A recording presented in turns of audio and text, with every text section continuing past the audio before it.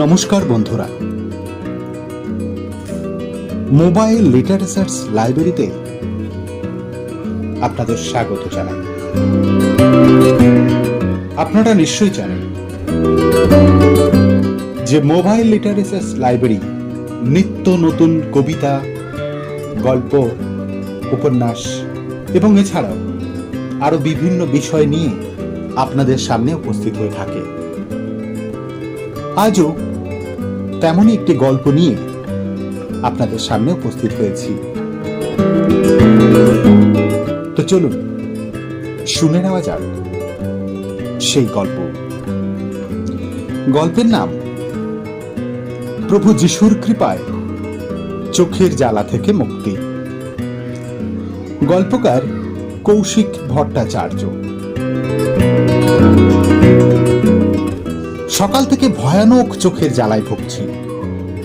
বারবার চোখে জল দিচ্ছি। চায়ে ফুঁ দিয়ে দিয়ে তার গরম ভাপ চোখে নেবার চেষ্টা করছি, তবু জ্বালা যায় না। শেষে মনে হলো যিনি এই দুনিয়ার মালিক তার পদতলে বসে যন্ত্রণা মুক্তির সকাতর প্রার্থনা জানাই।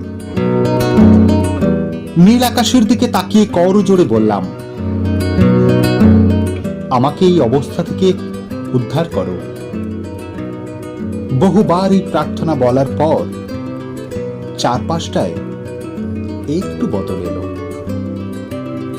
এক সুশীতল বাতাস অমৃতের ক্ষরণে শরীরে সুখানুভূতি জাগালো।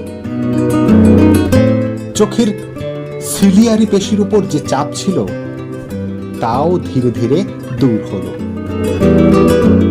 উপর থেকে প্রভুর অতি ক্ষীণ স্বর শুনতে পেলাম, বৎস, ঘাবড়িও না, আমি তোমার সব যন্ত্রণার লাঘব করব।